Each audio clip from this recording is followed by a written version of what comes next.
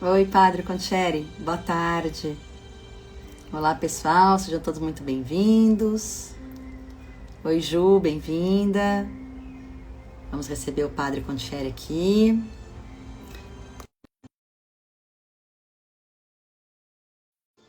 Carla, boa tarde.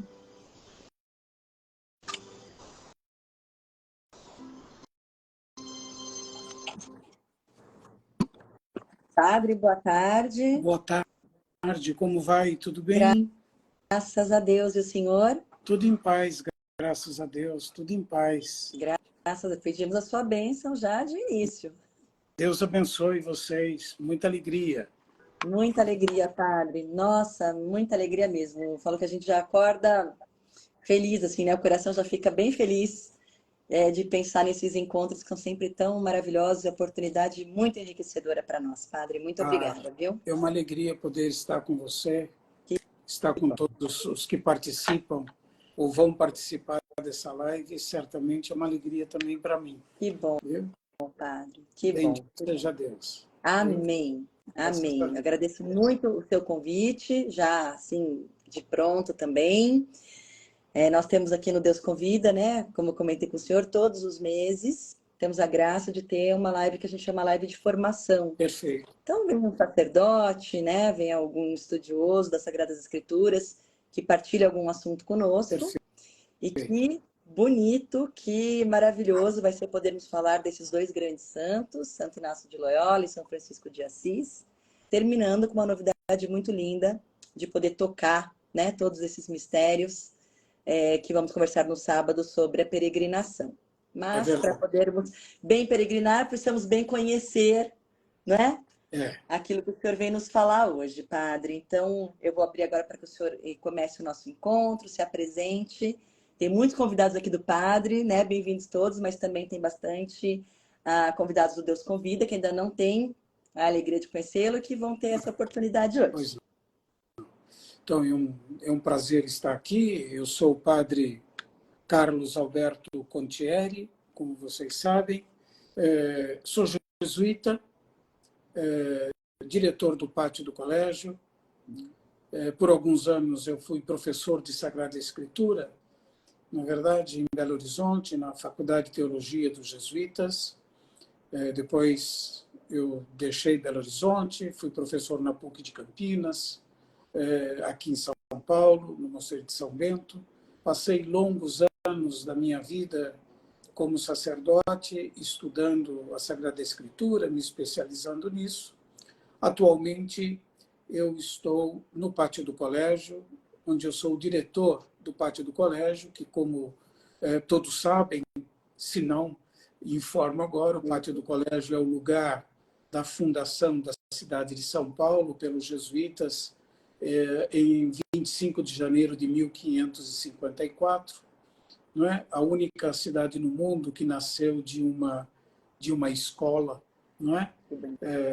São Paulo, e uma cidade que sabe exatamente o lugar onde nasceu e, como eu disse, a partir de uma escola, o que é uma questão excepcional para o nosso tempo, não é? Ter esse dado.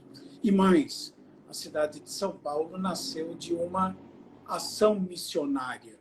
Isso é que é o extraordinário e que nós, memória que nós não podemos, evidentemente, perder, não é? Nesse tempo, ou aqui, os que moramos aqui, mas mesmo os que estamos nas diferentes partes do nosso país. Não é? Parte do complexo do Pátio do Colégio, que é um complexo histórico, cultural e religioso, nós temos também o Embu das Artes, onde também nós temos um museu, né, uma construção que nunca foi derrubada, destruída, é do século XVII, toda ela praticamente em taipa de pilão. E lá também nós temos uma obra social para as crianças pobres do Embu das Artes, que são oficinas de arte no Contra-Escola.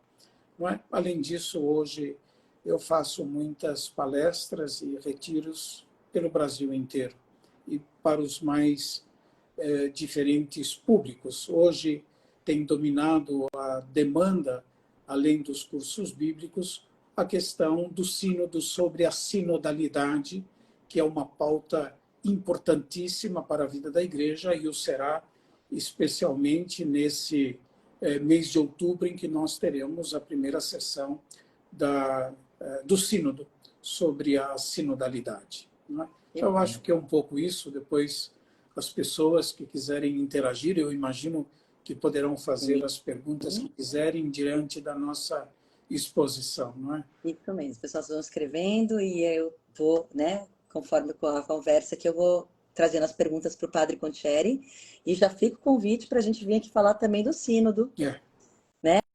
Muito Isso, vamos marcar depois, Padre. Então vai ser muito oportuno também.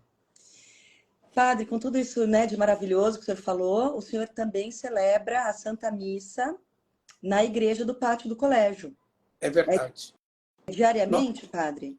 Então, nós temos missa de terça a sexta-feira ao meio-dia.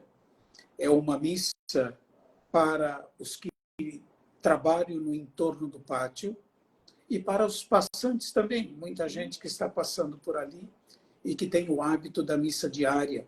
É uma missa mais breve, a missa semanal, de 30 minutos, exatamente para poder contemplar essas pessoas que desejam celebrar a missa, mas que têm um tempo mais exíguo durante a semana de participar da Eucaristia. Mas não é uma missa orante. Você mesma não teve a oportunidade, Bia, de poder participar. Nós fazemos questão disso. Depois, aos domingos, nós temos uma missa às 10 horas da manhã, aí sim, com a participação da Escola Cantorum, do pátio do colégio, não é? Que são mais de 20 vozes, os componentes da Escola Cantorum, sempre acompanhada pelo órgão de tubos, e é uma missa toda ela cantada, não é? Então, aí se reúne uma comunidade importante que frequenta regularmente a missa dos domingos. De fato, não é? Deus nos concedeu essa possibilidade de termos uma comunidade no pátio do colégio, né? Uma comunidade estável e que recebe muita gente advinda de lugares muito diferentes do nosso país. Uma missa que é transmitida pelo YouTube todo domingo, né? Em que vocês podem também, acessando a página do Pátio do Colégio do YouTube, poder acompanhar a celebração, melhor vir presencialmente. Em não podendo, pode acompanhar a celebração no tempo mesmo em que ela se realiza, ou então, em seguida, né, no momento em que tiver mais oportunidade ao longo do dia, podem ver registrada lá nossas celebrações, que nós também primamos que seja uma missa sempre orante, na verdade, em que esteja no centro de nossa celebração o mistério de Deus revelado em Jesus Cristo e não qualquer outra coisa, não é? Ou qualquer outro personagem que não Deus mesmo, não é? Que se revela no seu Filho e nosso Senhor Jesus Cristo. Como deve ser, ele nos pede, né? E pediu, né? Fazer isso em memória de mim, né? Exatamente. Então, é isso mesmo, Padre. É uma alegria mesmo poder, né, ter ido até lá, participado da Santa Missa e já me organizando para poder também vivenciar essa beleza de final de semana no domingo. Que bom. Padre, então, agora a gente combinou de conversar um pouquinho de Santo Inácio de Loyola, amanhã um pouquinho sobre São Francisco de Assis, para que no domingo a gente faça, na sábado a gente faça uma convergência dos dois e fale um pouquinho da peregrinação. Perfeito. E o senhor deu um tema, né, na penumbra da fé. Isso. Peregrinando então, na penumbra da fé. Então, acho que você já pode começar explicando para nós esse tema, né? Só explicar os dois termos deste título já nos levaria à live de hoje. Mas eu vou procurar ser breve e, ao mesmo tempo, depois eu posso esclarecer se houver coisa. Em primeiro lugar, nós damos esse título, não é? Peregrinando na penumbra da fé. Fiz questão de dizer isso, de dar esse título, e depois o subtítulo será Santo Inácio e São Francisco de Assis, como a Bia falou. Peregrinando por quê? Peregrinando porque a fé é movimento. A fé é movimento, não é? E é movimento, sobretudo, interno. Na verdade, uma pessoa de fé é uma pessoa sempre em movimento.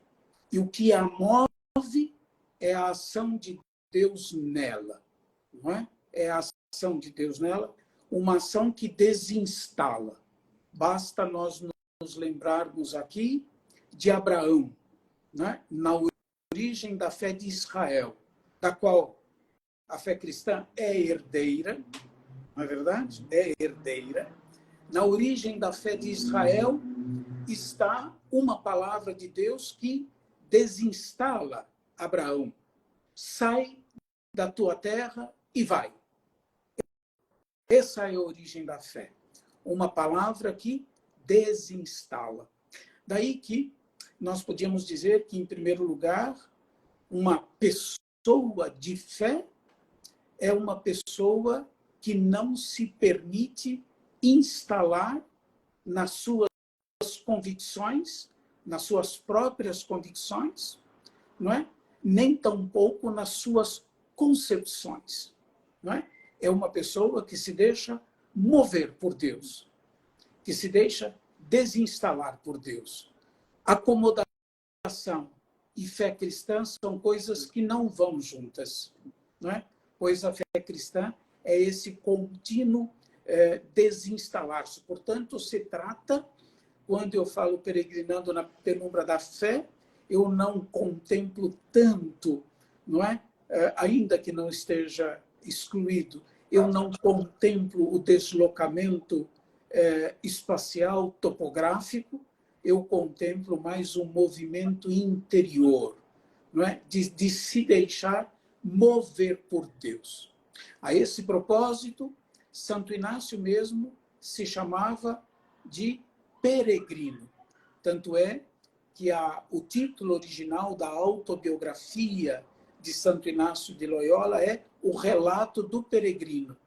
Não tanto alguém que vai de um lugar ao outro, mas alguém que é movido por algo que o desinstala sempre.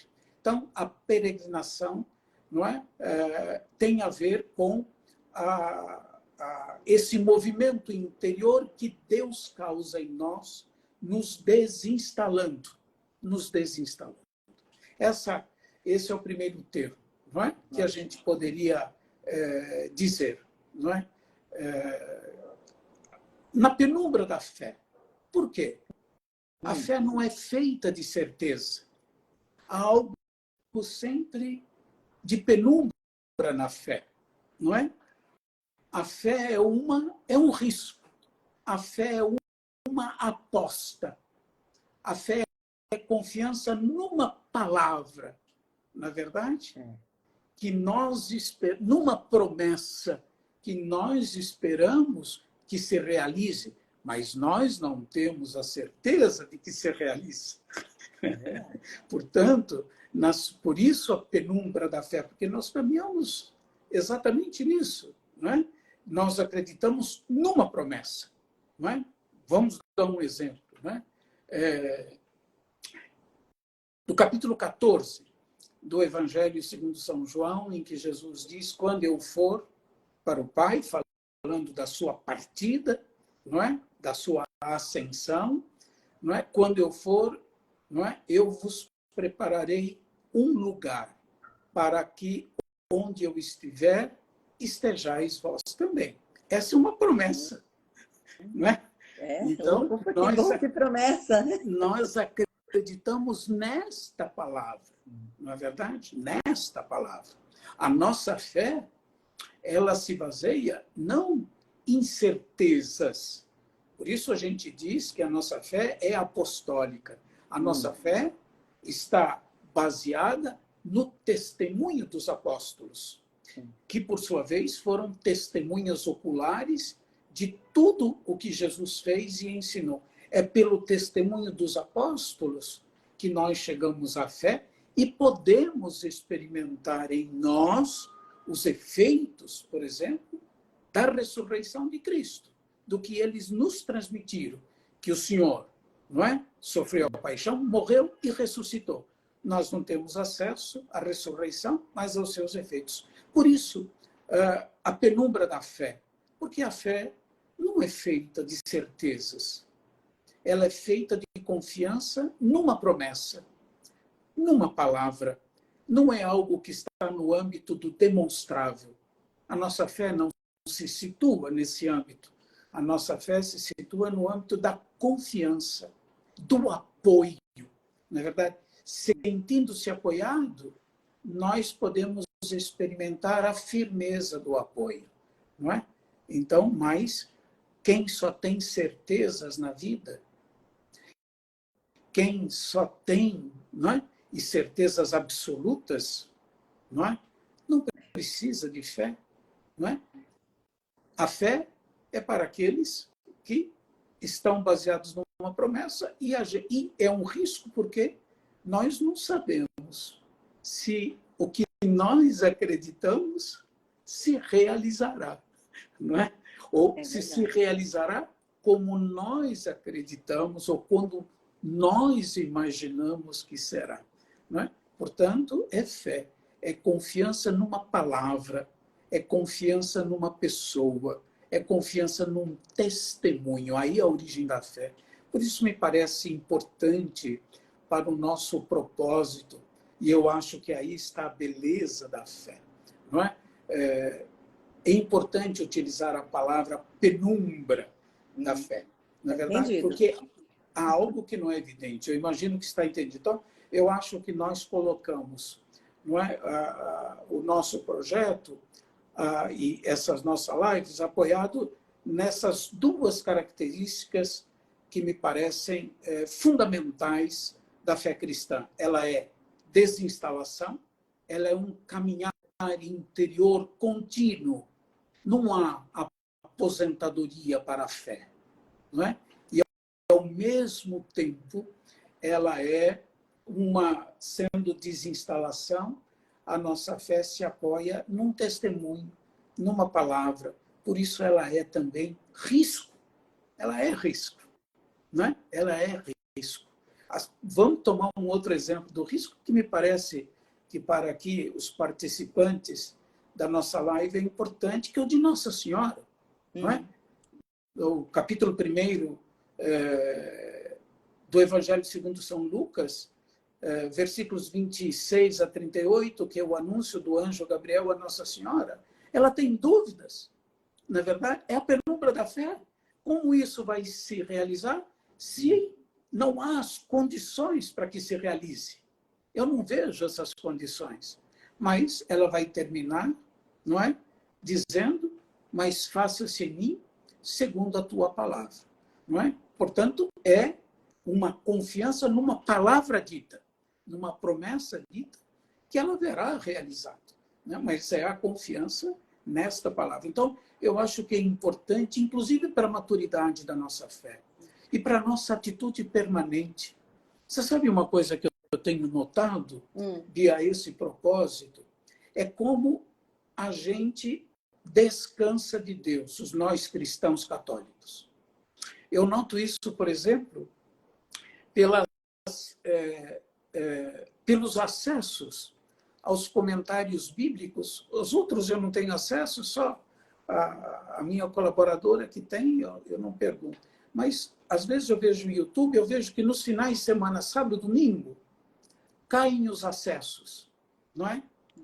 A palavra de Deus, porque as pessoas estão noutra.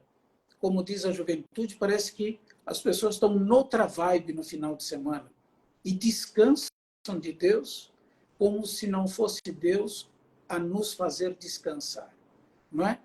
Então a gente faz isso. A fé não permite esse tipo de concessão, sabe? Esse tipo de instalação, esse tipo de comodismo, não é? A fé põe a gente num caminho. A nossa fé, a fé cristã, é iluminação, não é verdade? É iluminação porque ela está calcada na fé daquele que, como diz São João no capítulo 8º do seu Evangelho, é a luz do mundo e os que cremos não somos senão reflexos dessa luz que é o Cristo nosso Senhor. Nossa, padre, que lindo. Eu pelo menos lembrei, né, pessoal? Não sei vocês, eu lembrei, o senhor falando tudo isso da passagem quando Jesus vai dizer que felizes aqueles que creram sem ver. A gente pode, diante de tudo que o senhor falou, entender que felizes são esses, mesmo que na penumbra encontram a alegria de crer numa promessa, não é? Claro, claro. E de confiar, sabe? De confiar. Né? Porque crer, né? É o quê? É apoiar a vida em. Essa é o dinamismo da fé. É de apoiar a vida em. Na palavra que nós repetimos, em cada quarta-feira de cinzas, quando nós recebemos a cinza sobre as nossas cabeças. Convertei-vos e crede no Evangelho. Né?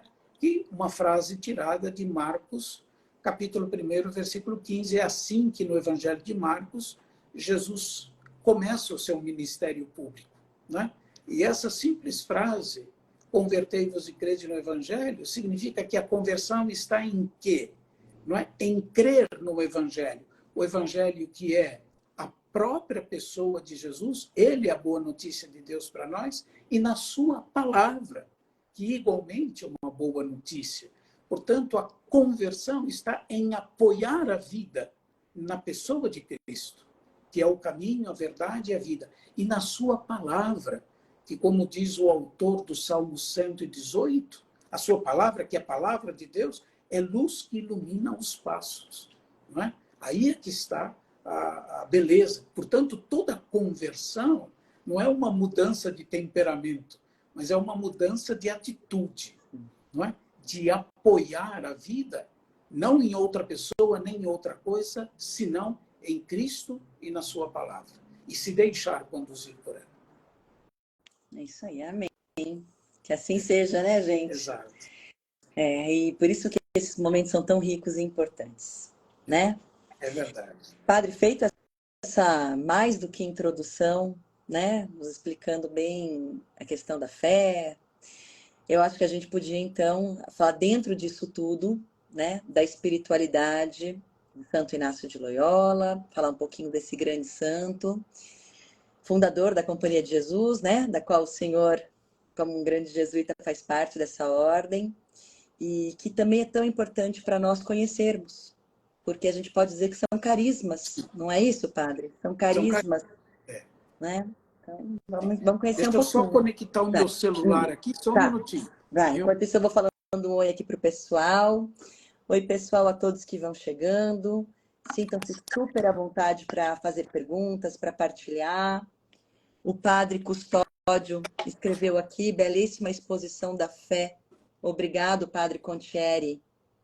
Eu que agradeço, padre Custódio, meu amigo. Muito obrigado pela delicadeza. Né? Que bom recebê-lo também. Que bom. Então, eu acho que, Bia, ao falar, em primeiro lugar, uma consideração geral dos santos. Certo? Nós precisamos tomar cuidado, em primeiro lugar, quando nós vamos falar desses dois grandes santos da igreja que distam no tempo um do outro uns 300 anos. Né? Não é? E a razão também pela qual a gente vai fazer essa peregrinação, tendo em consideração esses dois grandes santos que são patrimônio da igreja, Santo Inácio de Loyola e São Francisco de Assis. Quiser, em primeiro lugar, que nós mesmos nos precavêssemos de fazer dos santos um panteão, não é? Como um panteão pagão. Não é? Então, o que os santos são para a nossa fé cristã? Um apoio para a fé. Na verdade, exemplos da possibilidade de poder viver a autenticidade da fé, que necessariamente culmina no amor fraterno. Uma fé autêntica tende necessariamente ao amor fraterno. Isso que há, não é, nos santos, não é? Nos santos canonizados, não é? Que nós veneramos sobre os nossos altares. Na verdade, não são semideuses, não é? Eles são exemplos Sim. da possibilidade de poder encarnar no nosso tempo, nas vicissitudes da nossa história, o Evangelho de nosso Senhor Jesus Cristo. Certo? É isso, essa possibilidade, esse desafio. Não é? Os desafios que eles viveram não são nem menores, nem maiores do que os nossos. Não é? São desafios vividos para poder fazer essa peregrinação da fé, cada um com a sua história, segundo as circunstâncias do tempo em que viveram, do lugar e da cultura. Isso condicionou, na verdade, estimulou o exemplo deles, cada um ao seu modo. Certo? Eu acho que isso é muito importante nós termos presentes. Não é? Os santos são exemplo. Padre, então eu vou te perguntar. Inspiração. Eu vou te perguntar algo muito importante, né, para nós leigos, que temos os santos, né? Somos tão devotos assim dos santos também, sem sombra de dúvidas, primeiro como exemplo, né, de uma abertura ao Espírito Santo, a compreender as Escrituras, a vivê-la realmente, como o senhor falou, a ser levados a essa caridade, né, pela acolhida da palavra. Mas nós também temos uma relação com os santos como grandes intercessores, porque acreditamos que eles já vivam, né, na plenitude junto de Deus. Então a gente se vale deles como grandes intercessores. Isso. O senhor diria que isso também, sem sombra de dúvidas, está correto? Devemos usar esse auxílio também para interceder por nós junto de Deus? Podemos utilizar, podemos ter esses intercessores. O primeiro dos quais é a mãe do Senhor, não é? É a nossa primeira intercessora, não é? Então, saber que nós podemos utilizá-los como intercessores, não há nenhuma dificuldade, não é? A igreja, inclusive, na oração que a gente tem, na memória dos santos que nós fazemos, ou então nas festas, não é, de nosso padroeiro, a oração da igreja sempre coloca o santo nesse lugar de inspiradores da nossa fé cristã, de intercessores junto a Deus, para que nós possamos viver aquilo que é a expressão máxima da vida cristã, que é o amor, e o amor fraterno, a caridade, né? Como o primeiro e o maior de todos os mandamentos. Nós podemos. Agora, eu acho que, deixando, ou pegando a sua deixa e antecipando muitas linhas imaginárias da minha cabeça, e do texto imaginário, eu diria de Santo Inácio de Loyola. Qual foi, né, sem perder a possibilidade, na verdade, e esse apoio que os santos são para a nossa vida de fé, não é? O que a gente precisa ter presente? E esse foi uma das grandes contribuições de Santo Inácio para a vida da igreja e para a nossa vida de fé, não é? Que foi o que eu poderia dizer a descoberta da interioridade. Essa foi o grande contributo. O que isso significa? O que eu quero dizer com isso, não é? É que, para Santo Inácio, o que subjaz aos exercícios espirituais, que é a grande obra, o grande legado de Santo Inácio de Loyola, além da sua vida, evidentemente. Isso significa que Deus pode agir na criatura sem qualquer mediação, agir diretamente na criatura, não é? Sem qualquer mediação. Isso a gente tem que preservar, tá certo? Preservar. Deus age diretamente. Por isso a nossa oração pessoal, a nossa oração mental, promovida por Santo Inácio, não é verdade? Essa oração em que o silêncio é a oportunidade de dar prioridade a uma palavra que não é nossa, é de Deus, não é? Ela é fundamental para que Deus possa agir em nós, entende? Agir em nós, falar em nós. Como diz São Paulo no capítulo 8º da Carta aos Romanos, é o Espírito que reza em nós. A oração cristã é a acolhida não é outra coisa que a acolhida da ação do Espírito, que reza em nós, que fala em nós. Portanto, é preciso a gente preservar essa riqueza da vida cristã e que Santo Inácio soube muito bem traduzir. Quer dizer, Deus age diretamente na criatura, na verdade, portanto, em cada um de nós, sem necessitar de qualquer mediação. São Paulo, não é verdade? O texto de São Paulo, da carta aos Romanos, que eu acabo de citar, vem em auxílio dessa afirmação, não é?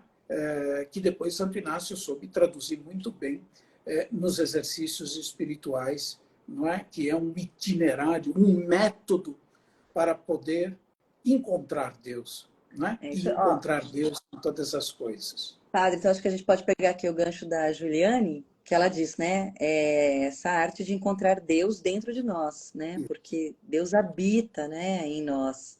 Sim. E aí a gente pode trazer até um outro santo, nós não vamos falar dele agora, evidentemente, mas é bonita de lembrar de Santo Agostinho, quando ele diz, né? Te procurei tanto fora e você estava dentro de mim. Então é essa peregrinação para o interior mesmo, que o senhor está falando de Santo Inácio. Isso mesmo. Né? Que nós devemos fazer, né? Exatamente. E saber, Deus não está unicamente dentro de nós. Sim.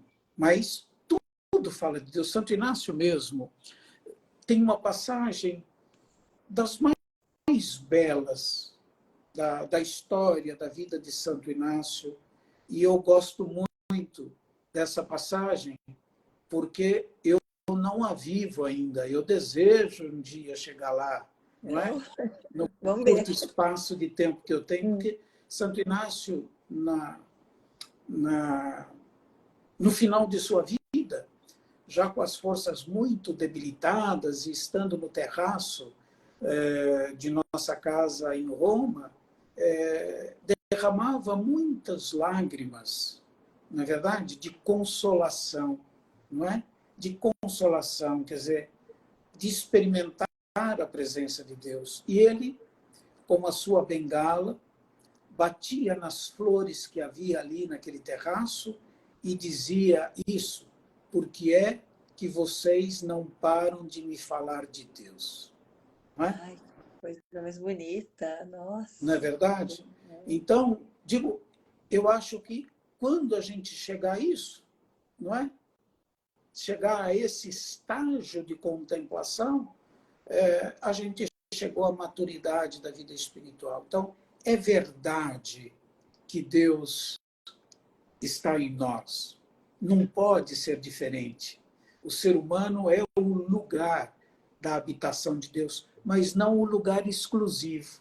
Nós somos, sim, templo do Espírito Santo, como dirá São Paulo, mas não um lugar exclusivo, porque Deus, mesmo na visão ignaciana do mundo, Deus está presente nas pessoas, em toda a obra da criação. É o que há de comum, e certamente uma inspiração de Santo Inácio, pois na sua convalescência ele leu, né, a vida dos santos, é o que ele viu também de São Francisco, sim, que encontrava, né, na natureza exatamente Deus. Daí, irmão Sol, irmão Lua, aliás, um belíssimo filme a ser visto, né, do Franco Zeffirelli, ou então, não é, essa canção também, Doce é Sentir, que traduz esse cântico parte desse longo cântico das criaturas de São Francisco de Assis. Então, é importante agora, se Deus não está em nós,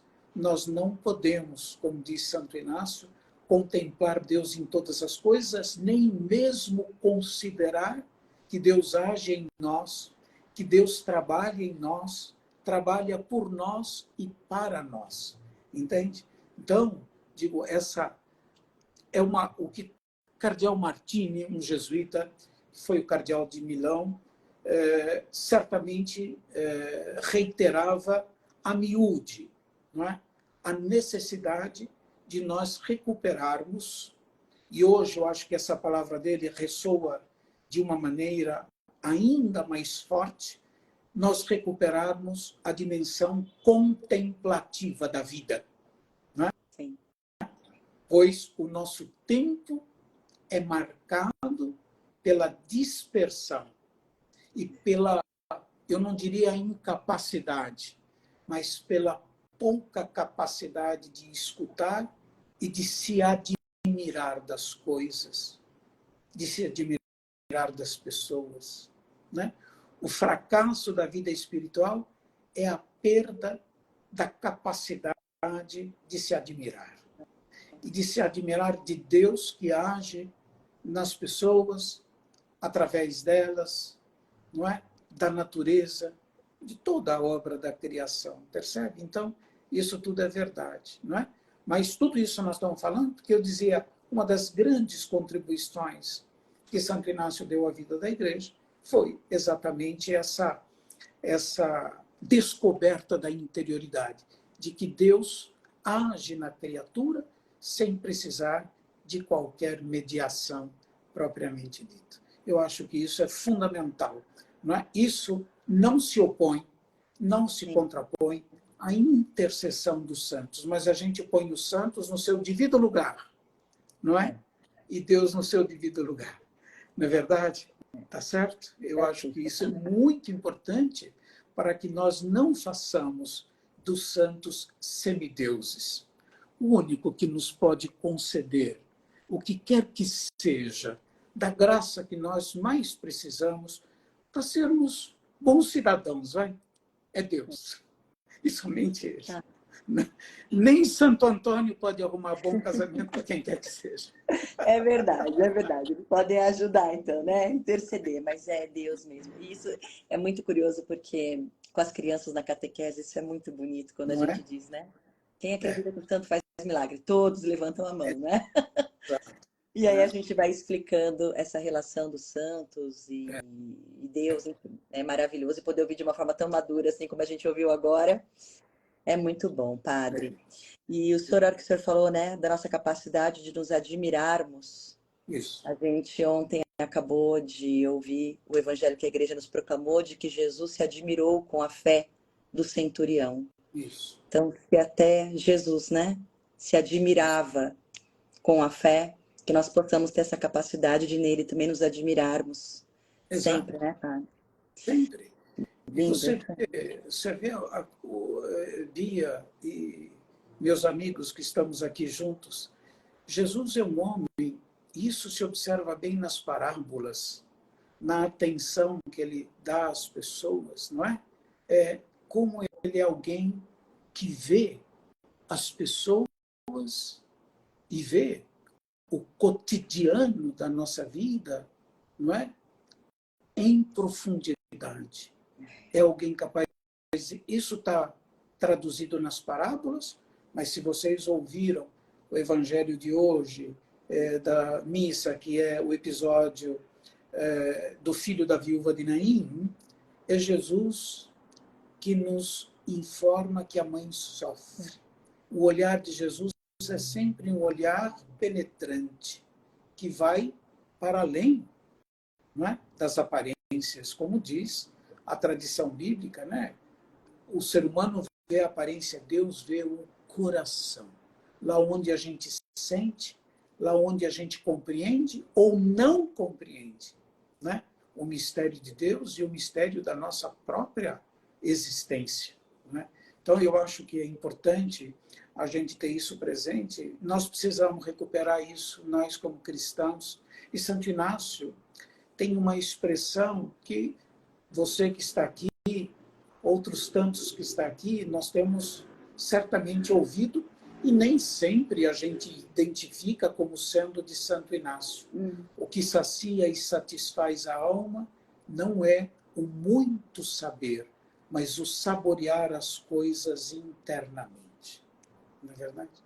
Essa é talvez um dos traços da espiritualidade inaciana, né? Uma espiritualidade que nasce, não é? E, portanto, tem a sua origem nos exercícios espirituais de Santo Inácio, que, sendo um itinerário espiritual, um método para poder chegar a Deus, quer levar que nós sejamos contemplativos na ação, entende?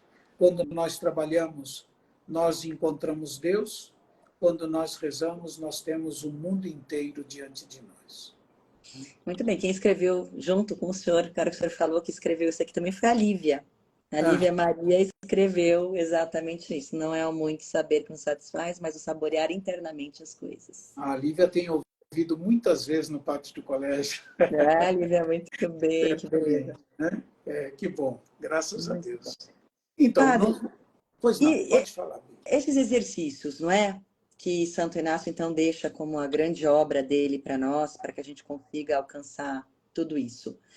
Como que a gente pode fazer? Existe uma orientação? Basta comprar um livro e a gente consegue fazer? Qual a melhor forma para a gente ser introduzido aos exercícios espirituais? Isso. Os exercícios espirituais é importante a gente ter presente. Primeiro, eles são o quê? Eles são a sistematização da própria experiência de Santo Inácio. Certo? Nós não temos, não é? Outro santo que conseguiu traduzir num método a própria experiência espiritual como Santo Inácio fez, como um caminho espiritual para outros, certo? Eu acho que ele é fruto, em primeiro lugar, da experiência que Inácio fez desde a sua conversão, não é? Entende? Da experiência que ele fez, é a sistematização disso e a transformação dessa experiência vivida, refletida, não é? Num método, para que outros pudessem fazer.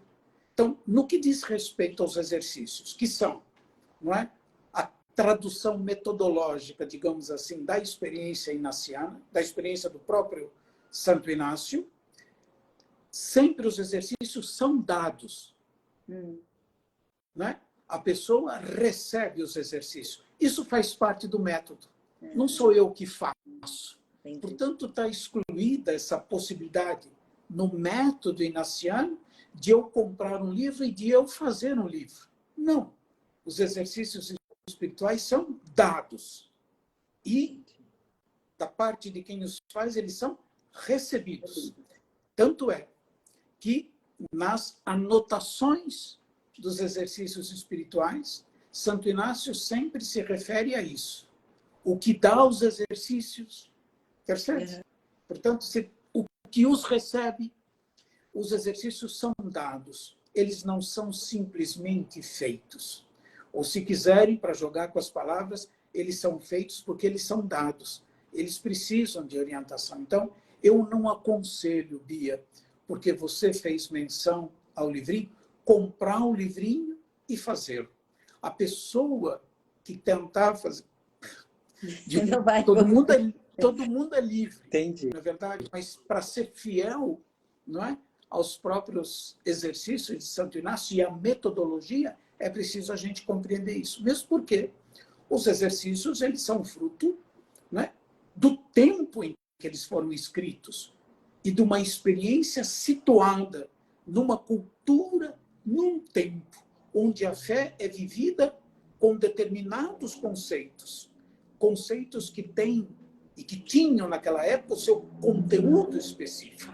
Daí a necessidade hoje e a importância de receber os exercícios e de considerar que eles são dados, porque há certos conceitos que precisam ser traduzidos numa linguagem que nos seja palatável, sem deixar de ser fiel, não é verdade, à sua própria origem, mas palatável, compreensível no tempo que são o nosso. Portanto, eu reforço isso. Eu desaconselho comprar o livrinho para Santo Inácio, porque o livrinho não é para o exercitante.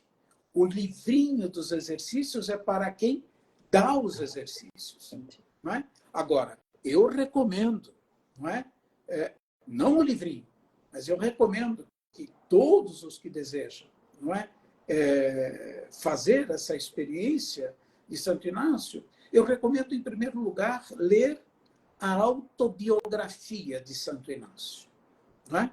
Entende? Ler a autobiografia, aliás, quem desejar ir à nossa peregrinação, a leitura da autobiografia será fundamental. Ler a autobiografia, ou A autobiografia, às vezes, vem com o nome que ela tinha na origem, o relato do peregrino. É a autobiografia.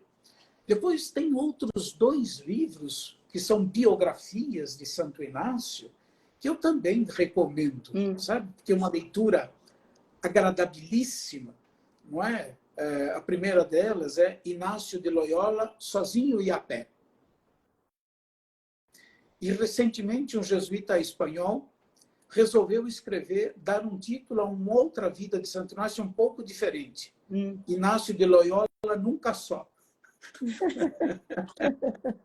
Que ótimo. É uma outra visão, vale a pena. Não é? E depois nós temos livros, né, sobretudo de pessoas que foram muito próximas a Santo Inácio quando da sua vida, no século XVI, né, o padre Ribadeneyra e o padre Polanco. O padre Polanco foi secretário de Santo Inácio até a morte de Santo Inácio e continuou como secretário da Companhia de Jesus, longo tempo. Então, alguém que conhecia profundamente o coração e a mente de Santo Inácio, e, sobretudo, esse livro que eu tenho aqui diante de mim, é um pouco mais... Todo mundo, quando pede uma bibliografia, pergunta assim, é muito grosso? É. Aqui tem 405, quase 450 páginas. Não é livrinho. Não é livrinho. Entende? É um livro consistente, né? Uma versão do relato do peregrino na visão do padre Ribadeneyra, e depois tem esse outro na visão do padre Polanco e tal. Então, eu recomendo isso, mas não recomendo. Não é? Eu recomendo, se quiser, não é? Fazer os exercícios. Procura um jesuíta, uma pessoa bem formada na espiritualidade inaciana. Há muitos leigos também, além dos padres jesuítas, não é? Há muitos leigos inacianos que estão bem formados, também podem dar os exercícios, mas não faça sozinho, porque já vai começar errado. Não é? Os exercícios são dados e, portanto, eles são recebidos. Está super entendido. Né? A Fernanda escreveu aqui também que ela sempre quis entender sobre o método. Eu também, Fernanda, mas a gente crê que tudo chega na hora certa, né? Tudo chega na hora certa. Então, que momento lindo esse que a gente está podendo viver para a gente poder saber mais mesmo e irmos, né, atrás dessa maravilha que são esses exercícios. Deixa eu só fazer uma observação, Bia. Por que o método é importante? A palavra método vem, né, do substantivo grego rodós, unido à preposição metá. Quer dizer, é um caminho através do qual, é um caminho que eu percorro. Isso é um método. Veja, rezar espontaneamente sempre é bom e nós não podemos perder a espontaneidade da oração. Mas o método para rezar é fundamental para que a gente possa colher os frutos da ação de Deus em nós. E o que Deus nos quer dar. Para isso, é preciso um método. Sim. É preciso fazer um caminho. Entende? No qual, não é? A gente precisa, como disse o próprio Santo Inácio, tirar de nós mesmos as afeições desordenadas. Olha como é o título dos exercícios. Exercícios espirituais para tirar de si as afeições desordenadas e encontrar a vontade de Deus. Portanto, os exercícios espirituais, eles são um método que tem 2 objetivos, conexos, na verdade, dependentes um de outro. Tirar as afeições desordenadas, não é? Para encontrar a vontade de Deus, que é o termo dos exercícios. Tá? Então é isso. Agora, para isso, é preciso um método. E é preciso acompanhamento. O acompanhamento espiritual faz parte do método. Tá. Faz parte do método. Se nós perguntarmos aqui, eu não sei quanto nós somos, não importa. Se nós perguntarmos no universo da nossa conversa nesse momento, quantos de nós temos, não um confessor, é diferente, minha gente, um diretor espiritual? Quantos? Quantos? E também tem um outro lado. quantos diretores espirituais podem, de fato, nos ajudar a fazer uma experiência de Deus autêntica, né? Vocês sabem que um dos grandes déficits da igreja hoje é que nós não temos grande déficit. Não estou dizendo que é o único, não estou dizendo que é o primeiro. Estou dizendo que um dos grandes déficits da igreja hoje é que nós carecemos de bons diretores espirituais. Sem sombra de dúvida. Né? Viu? Mas a direção espiritual faz parte do método. Sabe uma que vez que os exercícios são dados. A gente até soube um pouquinho mais sobre isso, porque a gente tem 2 sacerdotes que também contribuem muito aqui com a gente, e eles estão, todo o mestrado deles, enfim, toda a formação agora deles, está sendo nessa parte de direção espiritual. Que bom. E muito legal, né? E a gente soube um pouco mais. E fiquei sabendo ontem, né? Temos um amigo aqui também que sempre vem colaborar com a gente, que é o diácono Iago, vai ser ordenado com a graça de Deus no final do ano. E ele disse que, inclusive, eles têm treinamento, ele falou para mim. Eles fazem até treinamento, eles simulam uma situação de estarem confessando para entender quando a pessoa não está se confessando, mas está buscando uma ajuda, né? De direção espiritual. Então, isso é muito importante mesmo, né? Para as pessoas que estão se preparando para serem padres. Saberem entender. É o chamado exame ad audiendas, que habilita alguém para a confissão. Né? Tem que passar nesse exame. Gente, a gente não imagina, né, o que esses rapazes passam aí todo no seminário, em toda essa fase de preparação para ser sacerdote, né, padre? É verdade. Agora, padre, eu sei que o senhor vai precisar sair, né, logo, não vai? Vou, infelizmente. Mas a gente volta amanhã, isso é muito bom. Mas eu queria dar um salto assim, bem grande na conversa para finalizar. E aí, Papa Francisco, jesuíta, né, pessoal, como nós sabemos. O primeiro jesuíta, né, Papa? O primeiro. O Papa Francisco, ele esses dias recebeu a delegação da Coreia, lá no Vaticano. Eu achei muito curioso, bem corajoso, do Papa falar para toda aquela delegação que estava lá, que eles têm uma fé, né, lá na Coreia, está muito fecunda, muitas vocações. É verdade. E ele disse assim, vocês precisam ter um número de padres para suprir as igrejas na Coreia. Isso. O excedente que hoje existe, mandem em missão. Isso. Mandem em missão. E isso é muito característico dessa ordem dos jesuítas, não é, padre? Isso. A ordem jesuíta é uma ordem fundada por Santo Inácio e missionária, né? Entende? Nós dizemos a companhia existe para ser enviada, certo? Enviada em missão, não é? E o critério sempre, para vocês que estão aqui, da missão da companhia é ir onde outros não podem ir e, se fossem, não poderiam fazer o que nós podemos fazer. Esse é o critério, não é? Portanto, a missão da companhia sempre foi, desde a sua origem, a primeira companhia, todos vocês sabem, a companhia foi supressa em 1773 e depois foi restaurada em 1814.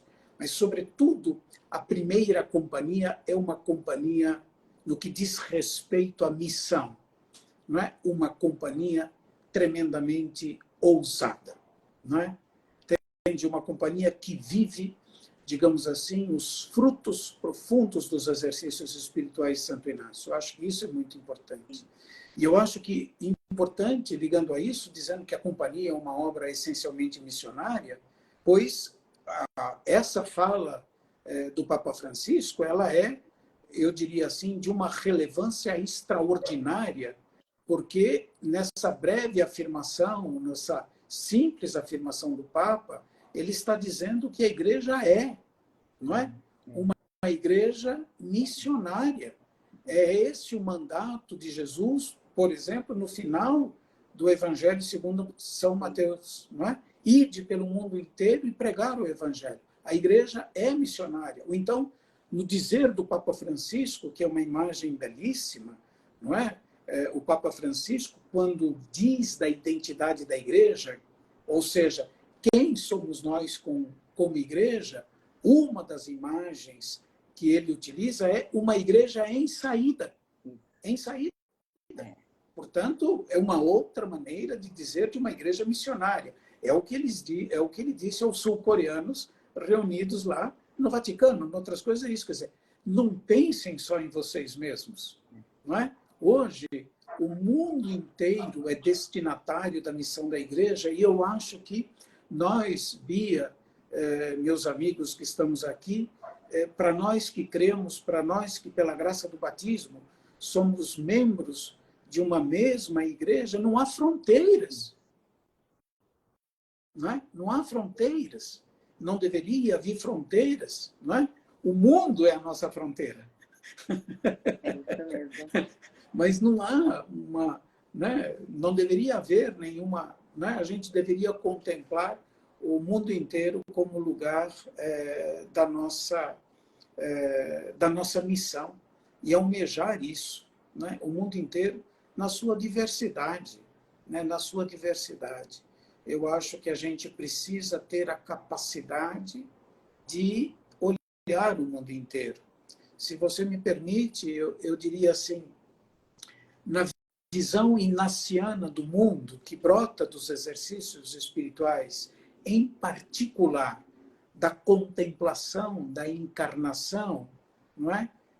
Que está na segunda semana dos exercícios, Santo Inácio faz a gente olhar o mundo inteiro na sua diversidade de raças, de línguas, de situações, enfim. Nós precisamos aprender. Eu acho que esse é um grande exemplo de Santo Inácio e para nós é uma atitude que nós precisamos adquirir, a meu ver, para não sermos prisioneiros de qualquer ideologia que enclausura a gente numa única visão do mundo. Nós precisamos, primeiro, saber olhar as coisas, não é? Na sua totalidade. Primeiro, o mundo inteiro, e depois as questões particulares. Certo? Depois, nessa contemplação da encarnação, Deus vê o mundo inteiro. Como eu disse, nas situações de raças, de regiões, de situações, e só depois ele vê a casa de Nazaré. Só depois, certo? Primeiro o mundo inteiro, depois o particular. Primeiro o universal, depois o particular. Né? A igreja requer isso da gente, que nós saiamos de um casulo, muitas vezes, extremamente apertado que nós vivemos, para poder olhar o mundo e só depois a nossa situação. E compreender também nossa situação particular de homens e mulheres de fé, não é? Tendo esse mesmo dinamismo. O que acontece no mundo, o que acontece conosco. De certa maneira, nós somos, de alguma maneira, o que acontece no mundo hoje, nessa era digital, alguns já falam pós-digital que nós estamos vivendo, nós somos afetados por tudo que acontece no mundo e quase que ao tempo mesmo em que acontece. Então, me parece que essa é uma visão importante. Primeiro, saber olhar o mundo, saber olhar a igreja. E eu aproveito, não é? É uma coisa que tem me preocupado, tem sido, inclusive, objeto das vezes que eu tenho e das muitas vezes que eu tenho que ir falar com o clero, mesmo, não é? Com bispos e tudo isso. Nós precisamos amar a igreja como mãe, porque ela é que nos gerou para a fé. Não uma igreja ideal, a igreja que nós temos. Amar, porque ela nos gerou para a fé, não é? No útero da fonte batismal, lá ela nos gerou, não é? Para a fé.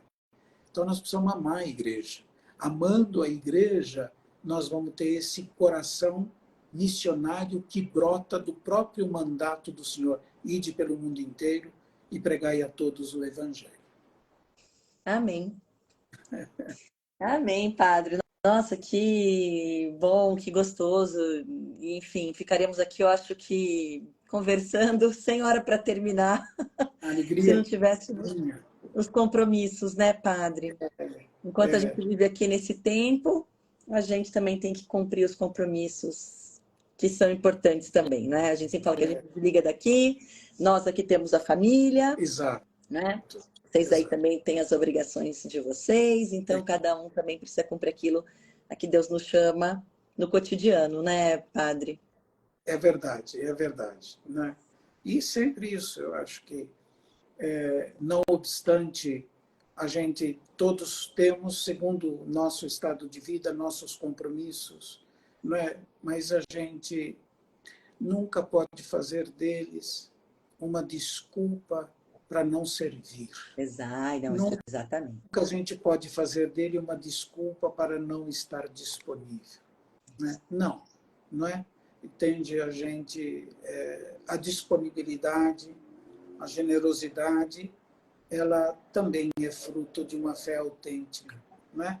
Agora, infelizmente, a nossa vida está organizada em horários, É isso em mesmo. dias, né? É Em isso mesmo. compromissos. E, graças a Deus, é assim a nossa vida que nós precisamos abraçar e aprender a agradecer cada dia a Deus por aquilo que Deus nos permite dar e que aquilo que a gente dê seja tudo, não é? O que a gente tem, o que a gente é, seja tudo, né? Não haja reserva nenhuma na nossa doação, levando em consideração, não é, os nossos estados de vida, não é? Quem tem família, como muitos que estão nos assistindo, não pode simplesmente deixar para lá, não é, a família. Não, não é, não, não é? Nós precisamos levar isso em consideração, mas a família que nós temos, não é? A ordem que nós pertencemos, os institutos que nós pertencemos, não pode ser um empecilho, não é? Para nossa disponibilidade, para nossa generosidade a Deus e aos nossos semelhantes, sob nenhuma hipótese. Né? A gente quereria abraçar o mundo com a mão, mas quem somos nós? Né? Entende? Quem somos nós? Nós podemos abraçar o mundo com o coração, tendo todas as pessoas diante de nós, na nossa oração, mas a gente quereria fazer tantas coisas, né?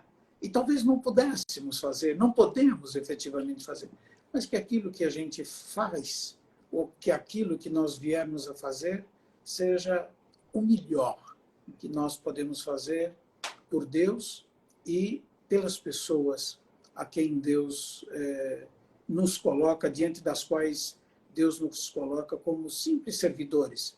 E como diz o Evangelho, servos inúteis, né? Que fizeram o que deviam fazer simplesmente. Isso. Na verdade, sem mais. Isso, né? mesmo. E também que há tempo para tudo, não é? Há tempo para tudo. Há tempo para tudo. Há tempo. Como diz o Eclesiastes. Isso, exatamente. É muito reconfortante também. A gente gosta também de fazer essa leitura e entender que Deus nos chama em diversos momentos, de diversas formas, e é isso mesmo. Basta a gente ter um coração aberto, que acolhe e deixa a providência nos guiar, né, Padre? É verdade, é isso. Muito bom. A gente se deixa conduzir. Exatamente. Padre, então eu vou pedir para o senhor nos dar uma bênção, encerrando esse momento. E com muita alegria, pessoal, a gente volta amanhã, às 18h30 também, para continuarmos, né, nessas lives muito maravilhosas. Hoje falamos bastante de Santo Inácio. E amanhã vamos falar um pouquinho mais também de São Francisco de Assis. E no sábado, compilar tudo isso com uma grande novidade aí para vocês. Então, o Senhor esteja convosco. Ele está no meio de nós. E que abençoe-vos Deus Todo-Poderoso, Pai, Filho e Espírito Santo. Amém. Amém. Que vocês tenham uma boa noite e que possam rezar a oração que a Igreja nos recomenda nas completas, que eu nunca dimitis, do velho Simeão. Agora, soberano Senhor, podeis deixar o vosso servo ir em paz, porque os meus olhos viram a tua salvação. Amém, Eu acho que Padre. essa é a experiência de fé de quem vai encerrando o dia, né? Olha, a gente reza aqui, viu? Que bom. Para quem vem pela primeira vez aqui no Deus Convida, nós rezamos a liturgia das horas aqui no canal. Começamos cedinho com as laudes e vamos ao longo do dia e terminamos com as completas. É uma metodologia também, não é, Padre? Não é? Tão importante porque elas nos põem em comunhão com toda a igreja, que reza as mesmas orações no mundo inteiro, né? É maravilhoso. No mundo inteiro. E É maravilhoso essa que experiência. nós, leigos, somos convidados também a rezarmos, né, com vocês. Isso é maravilhoso. Maravilhoso. Então, Bendito seja fica o Deus. convite. Aqui, nas completas, de segunda a sexta, às 9 horas da noite, nós rezamos. Muito obrigado. Padre, muito obrigada, viu? Uma boa noite. Boa Obrigado noite, a vocês e obrigado pela paciência de me escutar. Obrigado de nós estarmos juntos aqui. Amém. Que Até Deus amanhã. possa abençoar e iluminar a todos. Até Amém. amanhã, se Deus Tchau. quiser. Boa Amém. noite. Até Tchau. mais. Até logo. Até logo.